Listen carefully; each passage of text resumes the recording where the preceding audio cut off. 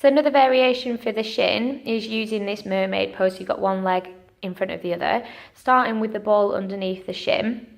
And this time it's about pressing the hand onto the top of the calf and pushing your weight forwards into the ball. So you're massaging underneath, and you can work from the side of the knee right down to the ankle. So you can either roll through it or hold it as a compression.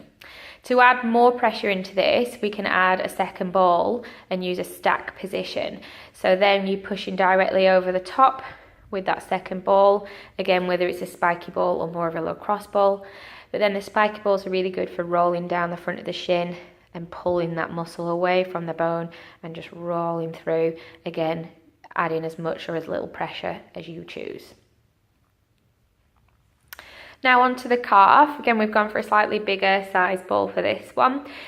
So with the ball starting at the heel, you're lifting the bottom off the mat slightly and just rolling forwards and backwards. And you can use that back foot to pivot on to hold your weight. And again, you can put as much pressure as little on as you want. Then you find a tender spot and you can sit and hold on to it. Or if we work up the calf, starting just above the Achilles, from here now you can move side to side. You can lock and hold in a position and move the foot, similarly as we did with the shin, forwards and backwards, or drawing circles. At this point, if you wanted to add more pressure, you could actually drop your bottom and cross your other foot on top to apply more pressure.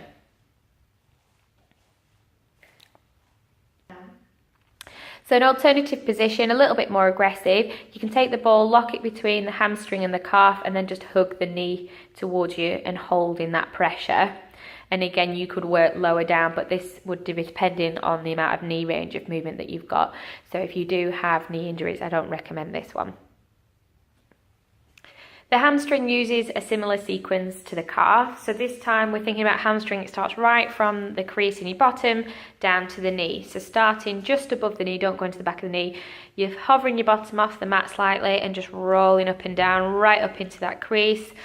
And again, think about the size of those hamstrings, so you may need to move on different angles as well. So then you can find a tight spot, locking that foot over the top again to add a little bit more pressure.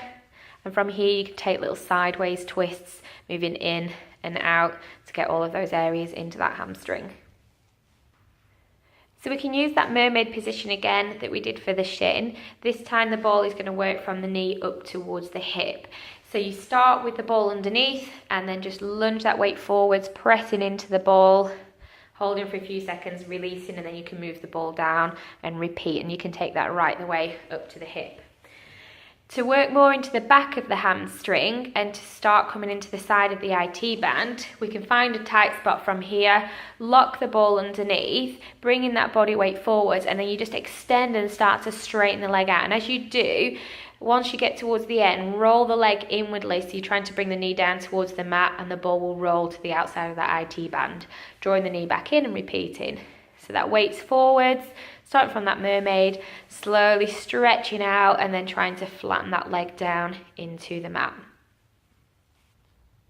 An alternative position for the hamstrings is using a chair or a stool to sit on. So you can place that ball again into the middle of the hamstring. From here we can add some knee movement in.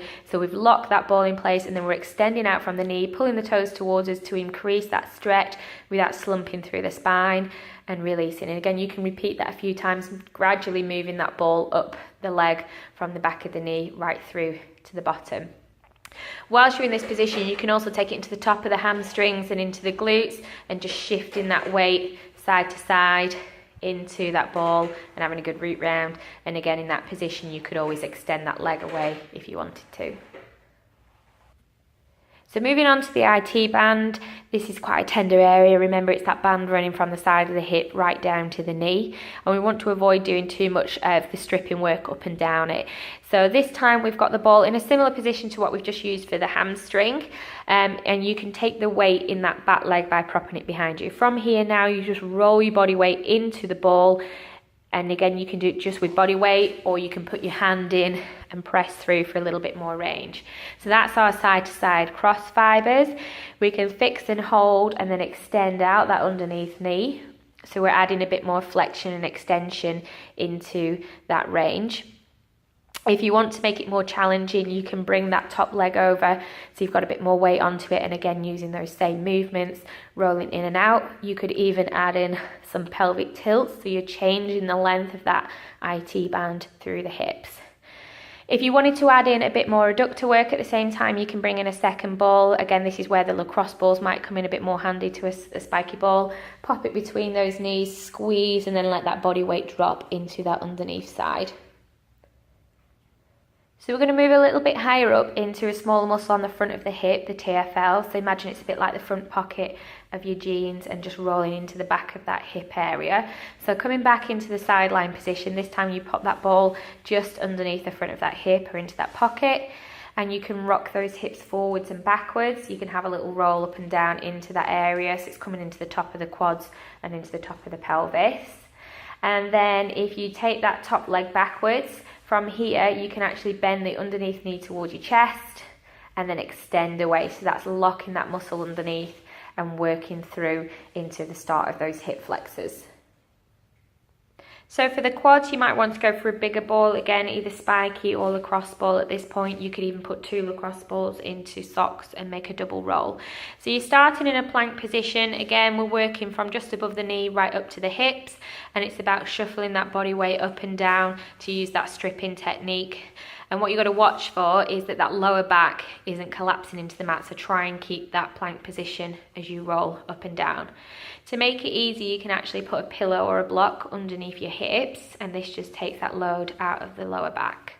From here now you can relax the hips into the block. We can add some movement into it again, so find a tight spot, and then we're just curling that heel towards the bottom and slowly extending away as we work through that knee flexion range. We can also add some internal and external rotation, so bending the knee up and then moving the heel in and out towards and away from the midline of the spine, and that's rolling from side to side into those inner and outer quads. You can then reduce that knee angle by straightening the leg out slightly and repeating that internal external rotation. So again, it's finding which point in that knee range is your most tightest. And then you repeat that process working up the quads. From this position, we can go into our adductors. So you bend that knee in towards your chest, placing the ball on the inner thigh, and then the movement is rolling the hips back towards the floor. And as you do that, ball will move up the inner thigh, dropping through. And again, at that point, you can even add in some flexion extension through that knee. Again, this is quite a sensitive area, so try and control as much weight through those arms as possible. And again, the choice of either a spiky or a lacrosse ball at this point.